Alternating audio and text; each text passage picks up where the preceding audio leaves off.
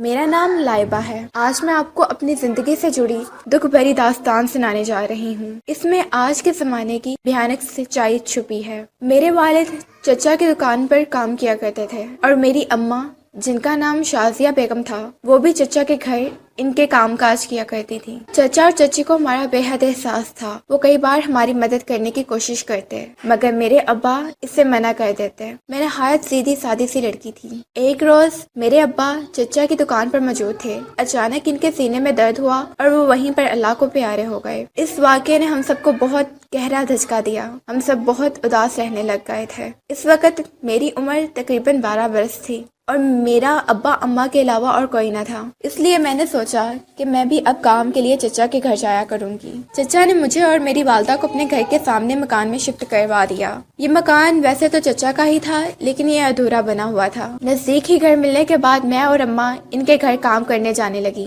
میری اماں کو میرے چچا اور چچی نورا بیگم کہہ کر پکارا کرتے تھے۔ میں نہایت نیک ہونے کے ساتھ ساتھ فرما بردار بھی تھی۔ جو بھی کام مجھے کرنے کو کہا جاتا میں اس سے کبھی انکار نہ کرتی، اس لیے مجھے سب پسند کرنے لگے۔ میں دیکھنے میں نہایت خوبصورت اور نازک اندام لڑکی تھی۔ مجھے پڑھنے لکھنے کا انتہائی شوق تھا، مگر میرے والد کے گزر جانے کے بعد میرا یہ شوق ادھورا پڑ رہا تھا۔ مجھے اس بات کا سخت ملال بھی تھا۔ میں اکثر یہ بات اپنے چچا کی بہو، جس کا نام سحر تھا، اس سے کیا کرتی تھی کہ کاش مجھے پھر سے اسکول میں داخلہ کروا دیا جائے۔ میں ان کا یہ احسان زندگی بھر نہیں بھولوں گی اگر چاچا مجھے دوبارہ سے اسکول میں ایڈمیشن کروا دیں۔ ایک دن یہ بات میری چچی نے سن لی اور انہوں نے جا کر ساری بات چچا کے آگے پیش کر دی اور ان سے میری سفارش کی، اور جلد ہی انہوں نے مجھے ایک اسکول میں ایڈمیشن لے دیا اور میں اپنے چچا کی بیٹی، جن کا نام مریم تھا، اس کے ساتھ اسکول جانے لگی۔ چھٹی کے بعد میں کام کرنے کے لیے چچا کے گھر جا پہنچتی۔ میری چچی میرے ساتھ نہایت شفقت سے پیش آیا کرتی۔ انہوں نے میری تعلیم کا تمام بوجھ برداشت کیا اور اس کے علاوہ اماں کی مالی مدد بھی کر دیا کرتی تھیں، جس کے باعث میں اور میری والدہ اپنے چچا کے احسان مند تھے، کیونکہ میرے چچا نے یہ احساس نہ ہونے دیا کہ ہم اب غریب ہو چکے ہیں، بلکہ چچی ہمیں اپنے گھر کا ہی فرد سمجھتی۔ میرے چچا میری والدہ کو نورا بہن کہہ کر بلاتے اور ان کی نہایت عزت بھی کرتے۔ عید کے موقع پر جو چیزیں وہ اپنی بیٹیوں کے لیے لایا کرتے تھے، میرے لیے بھی وہی لا کر دیتے۔ میرے چچا نے مجھے بیٹیوں کی مانند رکھا ہوا تھا۔ میں اپنی چچی کا گھر کے کاموں میں ہاتھ بٹایا کرتی تھی، جبکہ میرے چچا کی بیٹیاں کام کاج کو ہاتھ تک نہ لگاتی۔ میرے چچا نے کچھ دنوں بعد ایک ملازم کو کام پر رکھا جو ان کی گاڑی چلایا کرتا تھا۔ اسے رہنے کے لیے ہمارے ہی گھر کا ایک کمرہ دیا گیا۔ یہ شکل سے ہی اتنا بھیانک لگتا تھا کہ کوئی بھی اس کو دیکھ کر خوف سے تر ہو جاتا۔ اس کی آنکھوں میں دور دور تک حیا نہ تھی۔ یہ مجھے ہوس بھری نظروں سے دیکھتا رہتا۔ ایک رات جب میں اور اماں گھر پر موجود تھے تو وہ لڑکا، جس کا نام غلام فرید تھا، گھر آیا اور دروازے پر دستک دی۔ میں نے دروازہ کھولا تو مجھے دیکھ کر مسکرانے لگا اور بولا، آج تو ماشاءاللہ بہت خوبصورت لگ رہی ہیں۔ جس پر میں بولی کہ تم اپنے کام سے کام رکھو۔ جس پر وہ بولا، غصہ کیوں ہوتی ہو، یہ لو یہ کھانا۔ یہ سن کر میں حیران ہو گئی اور بولی کہ ابھی تو ہم کھانا کھا کر آئے ہیں، پھر یہ کیا ہے؟ اس نے میری ایک نہ سنی اور مجھے کھانا پکڑا کر اپنے کمرے میں چلا گیا۔ میں نہیں جانتی تھی کہ اس نے اس میں کیا ملایا ہوگا۔ میں نے وہ کھانا اماں کو بھی دیا اور خود بھی کھا لیا۔ چند منٹوں کی دیر تھی کہ ہمیں اپنی ہوش نہ رہی، جس پر وہ جو موقع کی تلاش میں تھا ہمارے کمرے میں آ گیا۔ اس نے میری والدہ کو سائڈ پہ کیا۔ مجھے جب ہوش آیا تو میں نے اپنے آپ کو ایک بریک سے کپڑے میں لپٹے پایا۔ میں سوچ رہی تھی کہ کیا ہوا ہے یہاں۔ جب میں نے اپنے اوپر نظر ڈالی تو میں زاروں قطار رونے لگی۔ میں نے اماں کو دیکھا تو وہ ابھی بے ہوشی کی حالت میں تھی۔ میں نے جلدی سے کپڑے پہنے اور خود کو سمیٹنے لگی۔ اماں کو ہوش آیا تو انہیں کچھ بھی یاد نہ تھا۔ میں اس واقعے کو یہیں دبانا چاہتی تھی، مگر وہ ہوس کا مارا میری عزت کا شکار کرتا رہا۔ میں یہ بات اماں کو اس لیے نہیں بتانا چاہتی تھی کہ اماں آگے ہی بہت زیادہ پریشان تھیں۔ ابا کے گزر جانے کے بعد انہیں میری بھی بہت پریشانی رہا کرتی تھی، اس لیے میں نے یہ بات ان سے چھپائی رکھی۔ اس کے پاس میری وہ ویڈیو تھی جسے دیکھ کر میں خود کی نظر میں گناہ گار ہو گئی۔ یوں ہی چلتا رہا۔ چند دن بعد میں نے چچا سے گزارش کی کہ آپ اس کو کام سے نکال دیں۔ چچا نے کچھ بھی پوچھے بغیر اسے گھر سے نکال دیا، مگر اب تک میری عزت کا جنازہ نکل چکا تھا۔ میں ڈرتی تھی کہ اب مجھے کون اپنائے گا۔ اتنے میں میرے چچا کا بیٹا منیب، اس نے کبھی میری طرف دھیان تک نہ دیا تھا اور وہ اپنی پڑھائی میں مگن رہتا تھا۔ اس نے اب میری طرف غور کرنا شروع کر دیا۔ جب میں نے میٹرک کیا تو میرا خوب رنگ روپ نکل آیا۔ میری چچی نے کبھی ہم دونوں پر شک نہیں کیا، شاید انہیں یہ بات کبھی دھیان دینے والی لگتی ہی نہ تھی۔ منیب یہ چاہتا تھا کہ میں آگے بھی اپنی پڑھائی کا سلسلہ جاری رکھوں، اس لیے اس نے اپنے والد سے بات کی، جس پر وہ کہنے لگے، بس اب اور نہیں، اس بیوہ کی بچی کو میٹرک تو کروا دیا ہے، بس اس کے لیے یہی کافی ہے۔ اس کے بعد منیب نے ایک حل سوچا، وہ مجھے گھر پر پڑھانے لگا۔ اس نے مجھے بتایا کہ یہ میرے پرائیویٹ امتحان دلوائے گا۔ خیر دن پر دن گزرتے گئے اور ہماری دوستی محبت میں بدل گئی۔ اب میں خوش تھی اور چاہتی تھی کہ منیب کو میرے ساتھ ہوئے واقعے کا پتہ نہ چلے۔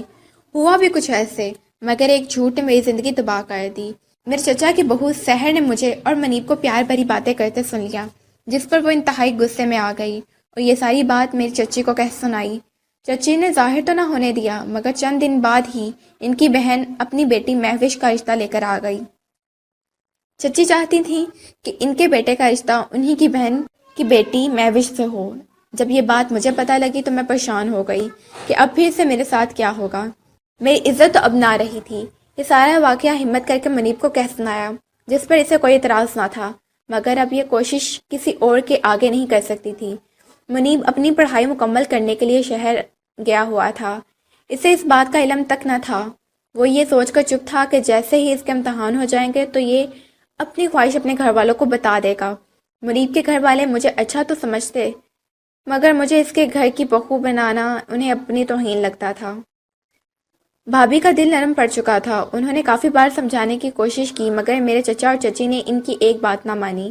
جب یہ بات منیب کو پتہ لگی تو وہ فوراً گھر چلا آیا اور بولا، نہیں ہرگز نہیں، میں مہوش سے شادی نہیں کروں گا۔ مگر میرے چچا اور چچی سے زبردستی یہ شادی کرنے پر مجبور کر رہے تھے۔ منیب کی ضد پر اس کے گھر والوں نے ایک کھیل رچا اور اسے کہنے لگے، ٹھیک ہے، ہمیں کوئی اعتراض نہیں ہے، ہمیں تمہاری خوشی سے بڑھ کر کچھ نہیں۔ اگلے ہی دن میری چچی اور چچا ہمارے گھر آئے۔ میں خوشی سے جھوم رہی تھی، میں یہ سوچ رہی تھی کہ میرے چچا اور چچی میرا رشتہ لینے آئے ہیں، مگر وہ تو ہمیں باتیں کرتے رہے کہ اب سمجھاؤ کہ ہمارے بیٹے سے دور رہے، آپ دونوں ہماری احسان مند ہیں، اور کہا کہ تم اسے یہاں سے لے کر دور چلی جاؤ، جس پر اماں نے کچھ نہ بولا۔ اماں سر جھکا کر بیٹھی رہیں۔ یہ سب باتیں کہہ کر میرے چچا اور چچی اپنے گھر چلے گئے اور جا کر منیب کو بتایا، میری والدہ رشتے کے لیے تبھی مانے گی اگر تم اپنا فائنل امتحان اعلیٰ نمبروں سے پاس کرو، جس پر میں بھی خوش ہو گیا اور باہر چلا گیا۔ ادھر چچا نے ہمیں چند روپے دیے اور کہا کہ تم اسلام آباد چلے جاؤ، میں اسی کا انتظار کرتی رہتی۔ میرے چچا نے چند روز بعد منیب کو کال کی اور اسے بتایا کہ میں اور میری والدہ ایک روڈ ایکسیڈنٹ میں مر چکے ہیں۔ یہ بات سن کر منیب کو جھٹکا لگا، وہ واپس آنا چاہتا تھا مگر وہ چاہ کر بھی نہ آ سکا۔ اس نے اپنے ابا کو کافی کہا کہ وہ پاکستان آنا چاہتا ہے، مگر اس کے ابا نے اس کی ایک نہ سنی۔ بمشکل اس نے اپنے امتحان کے دن گزارے اور واپس لوٹ آیا۔ یہ اب چپ چاپ سا رہنے لگا۔ میں اس کا سارا حال و احوال چچا کی بہو کے ذریعے دریافت کیا کرتی تھی۔ یہاں اس کا دل نہ لگا، یہاں رہتا تو کس کے لیے؟ اس نے تو مجھے مرا ہوا ہی سمجھ لیا۔ چند روز بعد وہ واپس چلا گیا۔ وہاں اس کی دوستی ایک لڑکی سے ہوئی جس نے اس کے سارے زخم بھر دیے۔ منیب نے اس سے شادی کر لی، 2-3 سال تک اس کے ساتھ ہنسی خوشی زندگی گزارتے رہا۔ ایک دن اچانک اسے بیٹھے بیٹھے خیال آیا کہ اسے واپس آنا چاہیے۔ 3 دن بعد منیب واپس آ گیا۔ خدا کا کرنا کچھ یوں ہوا کہ میں کچھ گھر کا سامان لینے باہر گئی ہوئی تھی اور منیب بھی وہیں پر آ گیا۔ میں اسے دیکھتے ہی فوراً پہچان گئی، مگر میری حالت اس قدر بری ہو چکی تھی کہ وہ دیکھ کر بھی پہچان نہ سکا اور پاس سے گزر گیا، مگر تھوڑی ہی دور جا کر وہ فوراً واپس پلٹا اور میری طرف گھورتے جا رہا تھا۔ ایک دم سے وہ بولا، کیا تم لائبہ ہو؟